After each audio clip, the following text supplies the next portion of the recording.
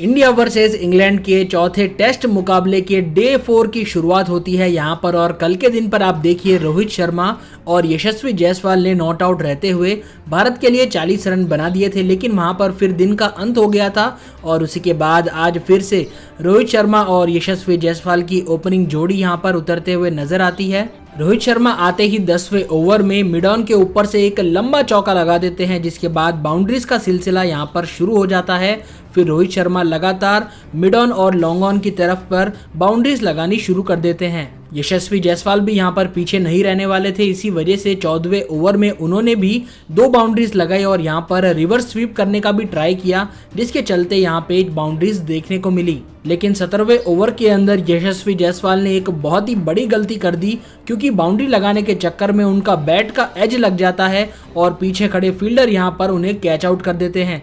जो रूट ने 17वें ओवर में यशस्वी जायसवाल को 37 रन बनाने के बाद में पवेलियन की तरफ रवाना कर दिया। अब शुभमन गिल यहाँ पर रोहित शर्मा की साझेदारी के साथ में उतरते हैं, जिन्होंने 45 इनिंग्स में 1300 से भी ज्यादा रन यहाँ पर अपने देश के लिए बना दिए थे। अब रोहित शर्मा की बारी थी और वो शानदार तरीके से पहले अपनी हाफ सेंचुरी को पूरा करते हैं। उन्होंने 69 गेंदों में 50 रन कंप्लीट कर लिए थे, लेकिन 25वें ओवर की पहली ही गेंद पर टॉम हार्टली उन्हें डायरेक्ट यहां पर आउट कर देते हैं, क्योंकि रोहित शर्मा स्टेप आउट करके क्रीज से काफी ज्यादा बाहर निकल जाते हैं और पीछे खड़े विकेट कीपर उन्हें यहां पर स्टंप आउट कर देते हैं।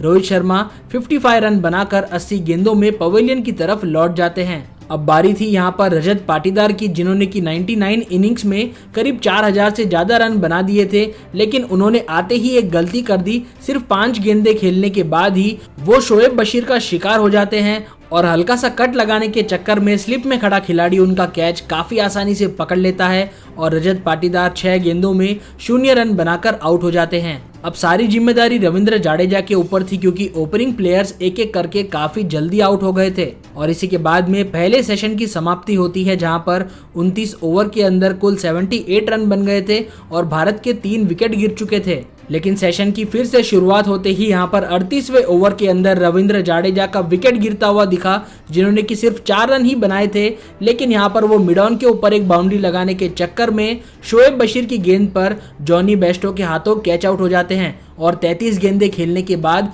4 रन बनाकर वो भी आउट हो जाते हैं।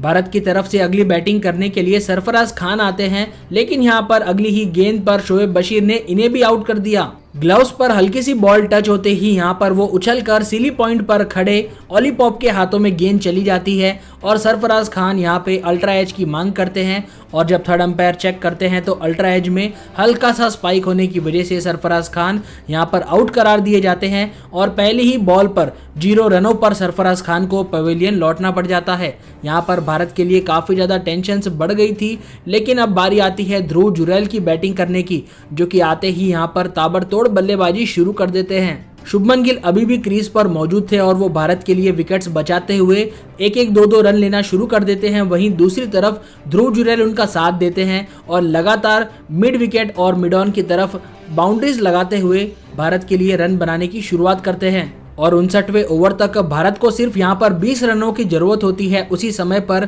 शुभमन गिल की तरफ से एक शानदार हाफ सेंचुरी देखने को मिलती है, जिसे देखकर टीम के सभी मेंबर्स काफी ज्यादा खुश होते हैं। ध्रुव जुरैल और शुभमन गिल की ये जोड़ी भारत को जीत के काफी ज्यादा करीब ले जाती है, क्योंकि आखिर में तो सिर्फ 6 रनों की ही जरूरत होती है और ध्रुव जुरैल यहाँ पर बैटिंग कर रहे होते हैं।